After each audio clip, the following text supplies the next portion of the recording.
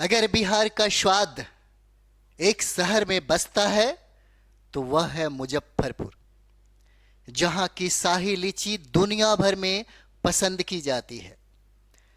क्या आप जानते हैं कि मुजफ्फरपुर को लीची की नगरी क्यों कहा जाता है? मुजफ्फरपुर के शाही लीची को जीआई टैग का दर्जा मिला। मुजफ्फरपुर की पहचान सिर्फ खेती नहीं बल्कि शिक्षा, व्यापार और सांस्कृतिक विरासत से भी जुड़ी हुई है।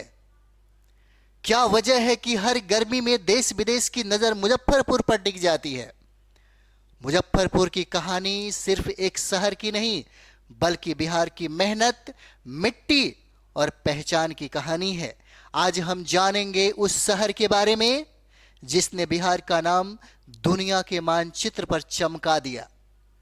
तो आप देख सकते हैं बिहार का मैप। मैंने कहा था कि बिहार दर्शन में है ना, जरूर आप अपने रूम में टेबल के सामने बिहार का मैप लगाइएगा, क्योंकि इसके संदर्भ में अगर बिहार का एग्जाम आप दे रहे हैं तो बिहार स्पेशल के संदर्भ में यह सवाल पूछा जाएगा आपसे।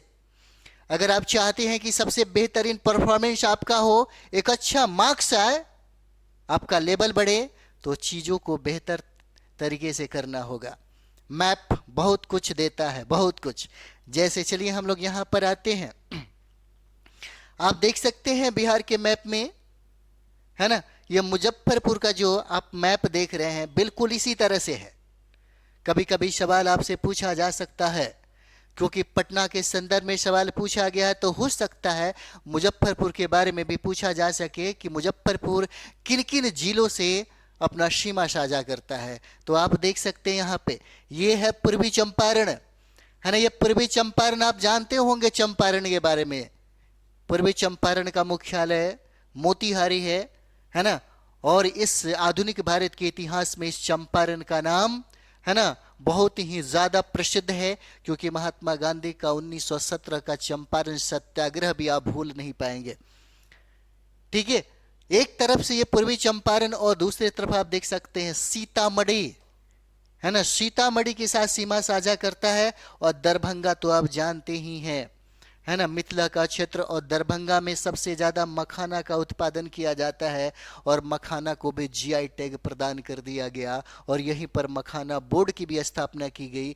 कई मामले में दरभंगा बहुत ही ज्यादा प्रसिद्ध है। इसका सीमा भी आपको इस मुजफ्फरपुर के साथ साझा करता है।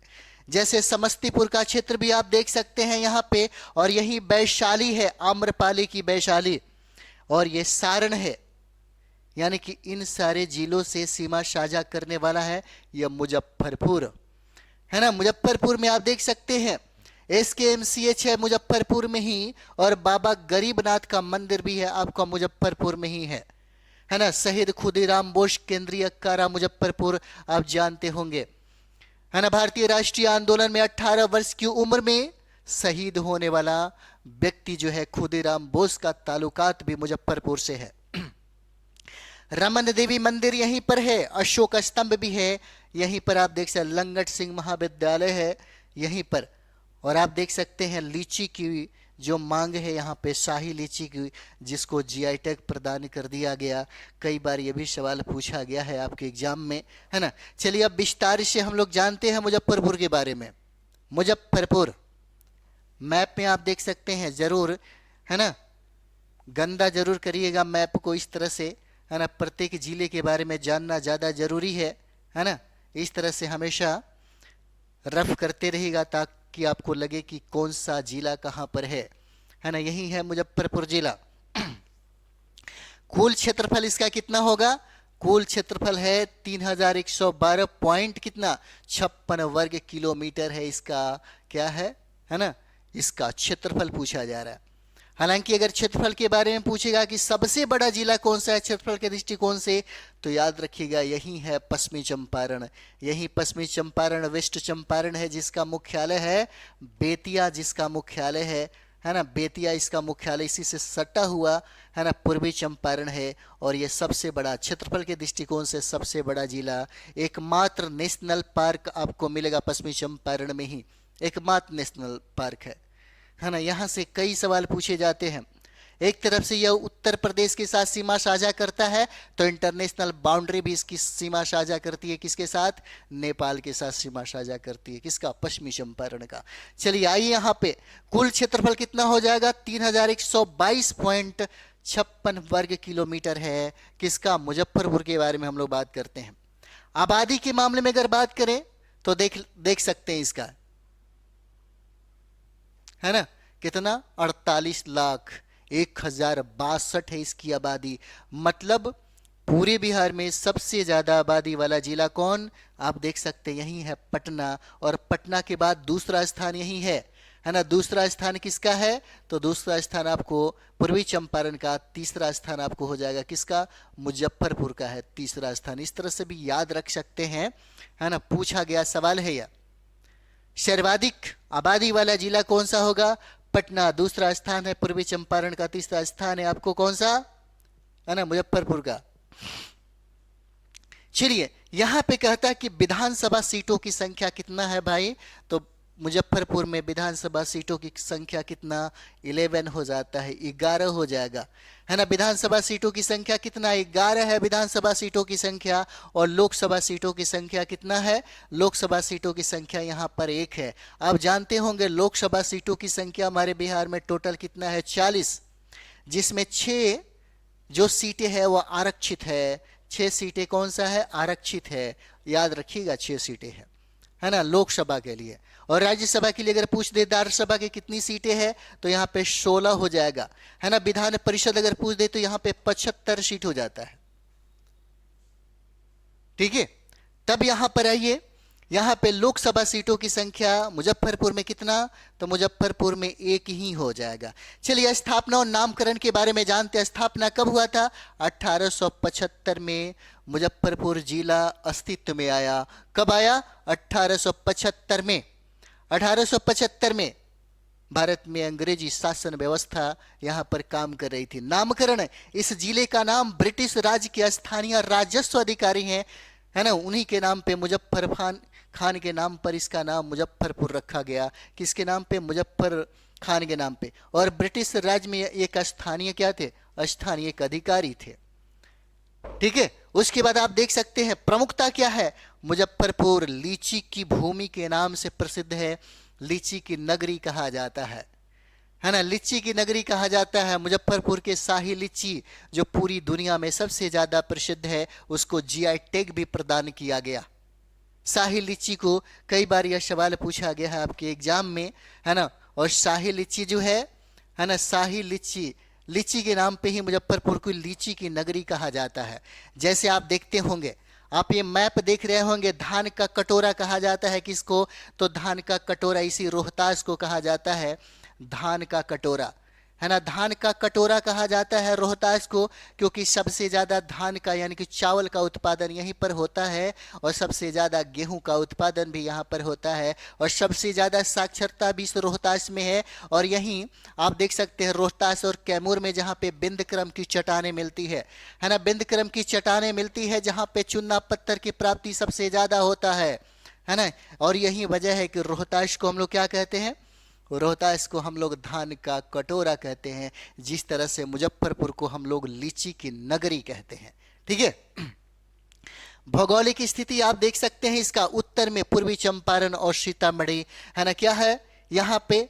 आप देख सकते हैं यही है पूर्वी चंपारण, क्या कहता है उत्तर में, और क्या कहता है सीतामढ़ी, यही सीतामढ़ी है ना। दोनों जो जिला है उत्तर से आकर के सीमा साझा करता है यहाँ पे। दक्षिण की अगर बात यहां पर हम लोग करें तो वैशाली और सारण हो जाएगा। मुजफ्फरपुर में आप देख सकते हैं यही है सारण, है ना, और यही है वैशाली। जब आप लिंगानुपात की बात करिएगा तो लिंगानुपात के मामले में तीसरा स्थान इसी का है, सारण का है ना, सारण का है। आम्रपाली का प्राचीन भारत के इतिहास में आम्रपाली जो वर वधु थी, उसके बारे में आप भी जानते होंगे, उनका क्षेत्र था यही वैशाली। वैशाली की आम्रपाली इतिहास के पन्नों में अमर है आज भी, है ना।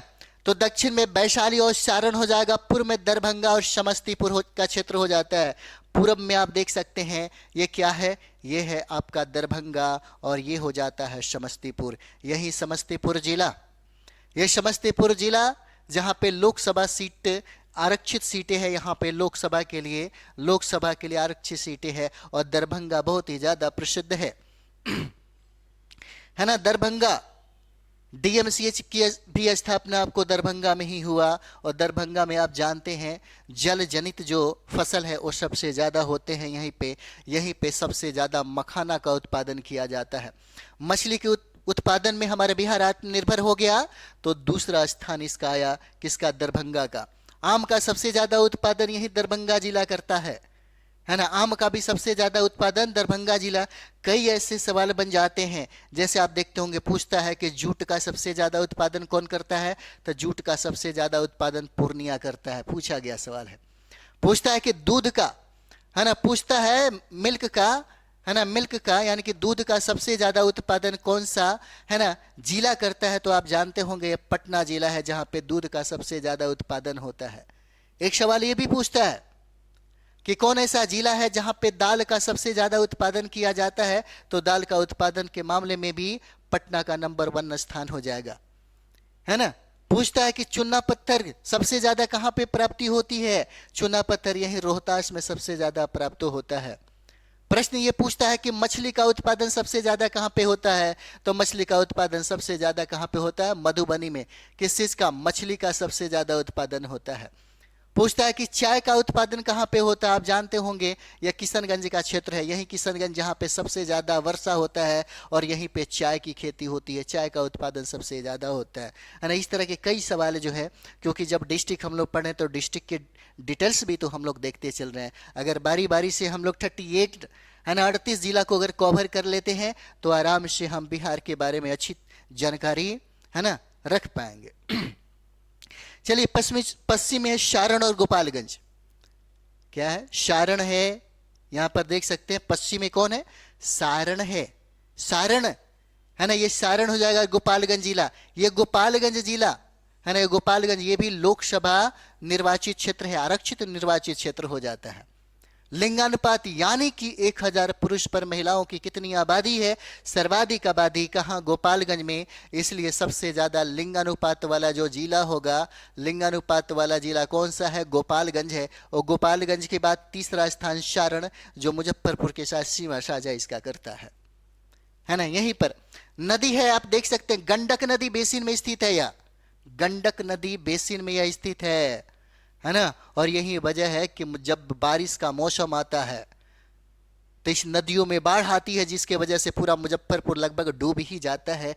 ये हालत हो जाता है, प्रतिवर्ष बाढ़ से प्रभावित है। इसलिए आप देख सकते हैं यहाँ पे यही गंगा नदी चौसा से प्रवेश कर जाती है बिहार में, और यही गंगा नदी हमारे बिहार को 2 भागों में बांटती है। उत्तर बिहार प्रसिद्ध है क्योंकि उत्तर से आने वाली जितनी भी नदियां हैं, ये सारी की सारी नदियां पहाड़ों से होकर के आती है ना, जिसको सदा नीरा कहा जाता है। नदियों में पानी हमेशा लबालब भरा रहता है। जैसे ही बरसात का मौसम हुआ, नदियों में बाढ़ आ जाता, जिसके कारण यह उत्तर बिहार हमेशा बाढ़ से प्रभावित रहता है। कई सवाल पूछे गए, और उसी वक्त उसी समय में हमारा दक्षिण जो बिहार है, दक्षिण बिहार में सूखे का प्रभाव देखा जाता है। सूखा की समस्या सबसे ज्यादा देखा जाता है कहाँ? दक्षिण बिहार में। अभी चीजें तो धीरे धीरे बदलते जा रही है ना। चलिए आगे हम लोग देखते हैं। यहाँ पे मुजफ्फरपुर ऐतिहासिक पृष्ठभूमि क्या भाई? रामायण काल में राजा जनक, माता सीता के पिता हैं राजा जनक। रामायण आप देखे होंगे तो आपको पता चला होगा, है ना, का शासन इस क्षेत्र पर था। यह रामायण काल की ऐतिहासिक, रामायण काल की ये बातें हैं, इतिहास में इसका जिक्र नहीं है, पहले मैं बता रहा हूं, है ना। लेकिन इसका जिक्र कहां? रामायण काल में है कि राजा जनक का जो शासन है इस मुजफ्फरपुर के क्षेत्र में था। महाजनपद काल जो ऐतिहासिक पृष्ठभूमि है, यह इसको झुठलाया नहीं जा सकता। और महाजनपद काल में वजी और व्रजी संघ का यह हिस्सा था। पूछा जा सकता वजी संघ का हिस्सा कौन? यही है आपका मुजफ्फरपुर। 8वीं सदी 1019 में पाल वंश का शासन था। पाल वंश का शासन, है ना, पाल के सम्राट थे जिनका नाम था गोपाल। और कहा जाता है कि बौद्ध धर्म को अंतिम संरक्षण देने वाला कोई वंश था तो यही पाल वंश था। आप नाम जानते हो धर्मपाल का, है ना, धर्मपाल का नाम जानते होंगे, है ना। अगर आप बीपीएससी सिविल सर्विस का एग्जाम अगर आप देते होंगे, है ना, तो यहाँ पे पाल कला पढ़ना है हम लोगों को, है ना, पाल कला पढ़ना है, जिसमें सबसे महत्वपूर्ण भूमिका यही धर्मपाल की है ना। धर्मपाल की इसी के समय में एक बहुत ही अच्छे कलाकार थे जिसका नाम था धीमन और बिटपाल। और यही धर्मपाल ने, आप जानते हो ये भागलपुर का क्षेत्र है जिसको हम लोग सिल्क सिटी के नाम से जानते हैं। यही भागलपुर के क्षेत्र में इन्होंने एक विक्रमशिला विश्वविद्यालय की स्थापना करवा दी धर्मपाल के द्वारा। और ये पाल वंश के सबसे महान सम्राट थे जिन्होंने महायान शाखा को सबसे ज्यादा, है ना, महायान धर्म को, महायान को, है ना, सबसे ज्यादा प्रश्रय दिया। क्योंकि आप जानते होंगे चतुर्थ बौद्ध संगीति का आयोजन कुंडलवन कश्मीर में हुआ था जिस समय सम्राट कनिष्क थे। उस समय यह बौद्ध धर्म दो भागों में डिवाइड हो गया, एक का नाम था महायान, दूसरे का नाम था हीनयान, जिसे महायान को सबसे ज्यादा प्रश्रय मिला हमारे बिहार और भारत में, है ना, महायान का। चलिए आगे हम लोग यहां पर देखते हैं मध्यकाल में शैन वंश का, है ना, मध्यकाल में किसका, तो मध्यकाल में शैन वंश का, सिमराव वंश का 13वीं सदी में, और दिल्ली सल्तनत आप जानते होंगे 1343 में गियासुद्दीन तुगलक के द्वारा इस पर राज किया गया बिहार में। और मुगलों का भी शासन था हमारे बिहार में, है ना, अंग्रेजी शासन जो 1764 में बक्सर का युद्ध हुआ। 1764 में आप जानते होंगे 1757 में एक युद्ध हुआ था जिसको हम लोग प्लासी का युद्ध कहते हैं। अंग्रेजी सरकार ने उसको अप्रत्यक्ष रूप से धोखा से, है ना, धोखा से जीता था, लेकिन मन नहीं भरा, लगा कि नहीं हमें भारत पे क्या करना, नियंत्रण स्थापित करना है प्रत्यक्ष रूप से। तब उन्होंने 1764 में बक्सर के युद्ध के बाद, है ना, बिहार पर भी अंग्रेजों का नियंत्रण हो गया और यहां पे उन्होंने अपना सेना की शक्तियों का प्रदर्शन किया था। ठीक है, चलिए स्वतंत्रता संग्राम से संबंधित घटना है। खुदीराम बोस के बारे में आप जानते होंगे 1908 में 18 वर्षीय स्वतंत्रता सेनानी खुदीराम बोस ने मुजफ्फरपुर के जिला जज किंग्सफोर्ड पर बम फेंका, लेकिन कैनेडी की पत्नी और पुत्री मारी गई जिसके वजह से इनको फांसी के फंदे पर लटका दिया गया, है ना। सबसे कम उम्र में शहीद होने वाले यही व्यक्ति हैं खुदीराम बोस, है ना, जिनका ताल्लुकात कहां से था, मुजफ्फरपुर से। मुजफ्फरपुर, है ना, मुजफ्फरपुर जिला में आप जाइएगा तो सचिवालय वहां पर एक मिलेगा, है ना, वहीं पे ये घटना घटी हुई थी। ठीक है, और इन्हीं के साथ इनके मित्र थे जिसका नाम था प्रफुल्ल चाकी।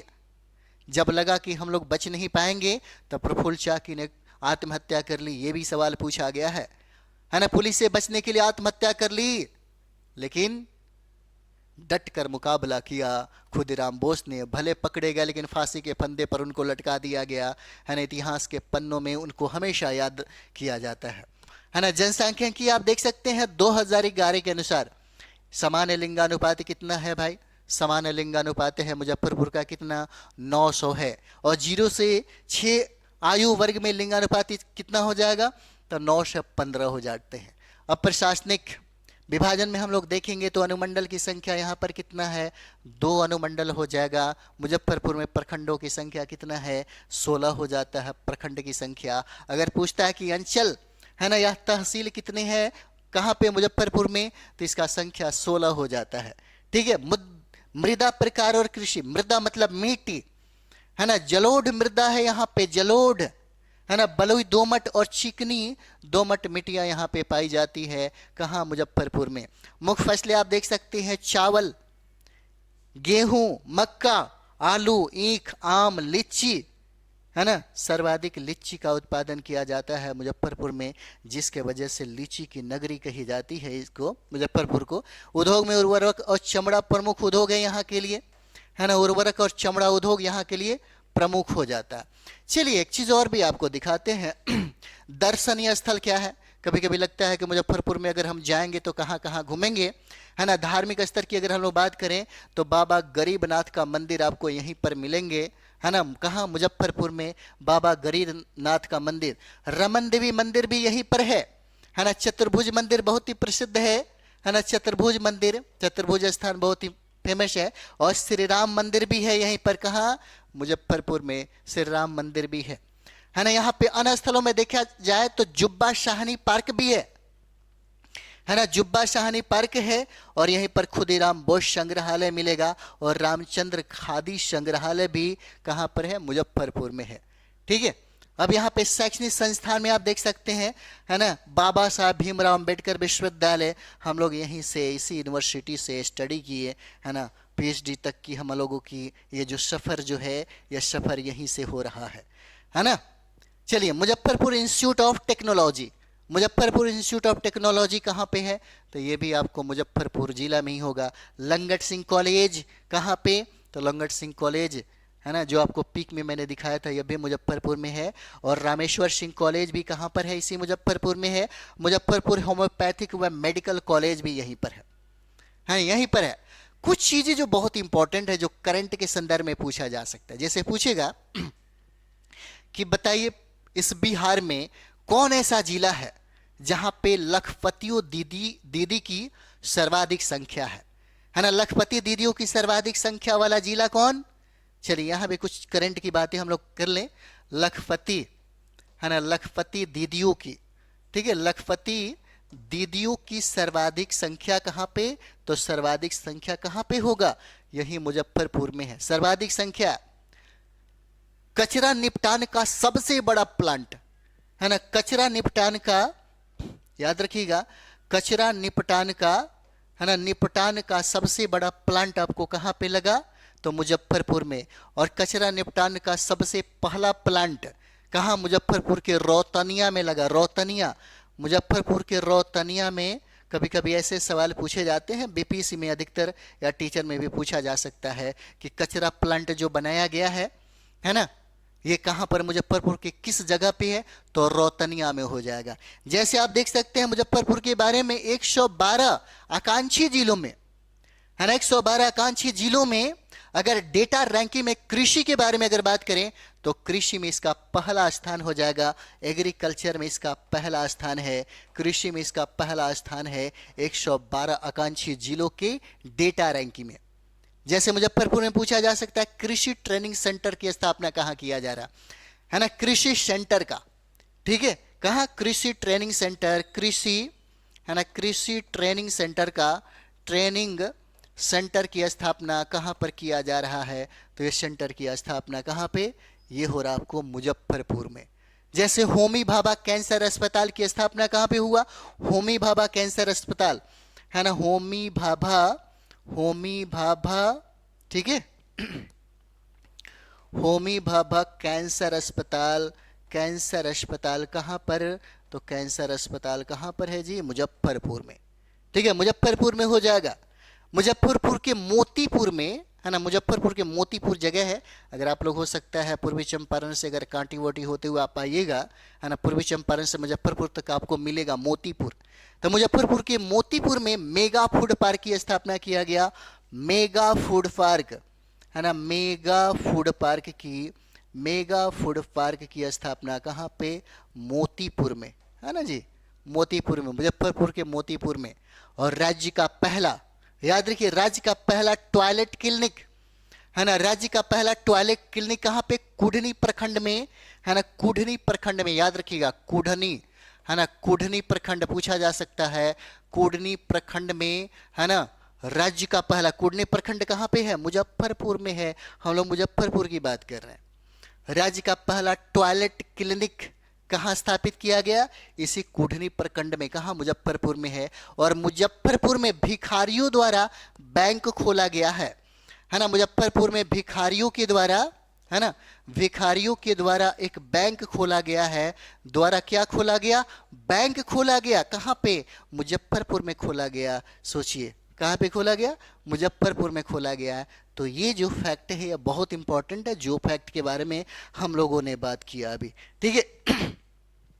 तो यहाँ पे शैक्षणिक संस्थान में आप देख सकते हैं बाबा साहब Bhimrao Ambedkar Vishwavidyalaya, Muzaffarpur institute of technology, Langat Singh college, Rameshwar Singh college, Muzaffarpur homeopathic व medical college, Shri Krishna medical college और L N. Mishra business management college भी कहाँ पर है? यहीं पर स्थापित है, ठीक है। तो यहाँ पे हम लोग मुजफ्फरपुर को कंप्लीट किए। अब हम अगला है ना वीडियो पे जो काम करेंगे वो दरभंगा जिला के बारे में होगा। तो मिलते हैं हम लोग नेक्स्ट वीडियो में। थैंक यू वेरी मच आप सभी लोगों को।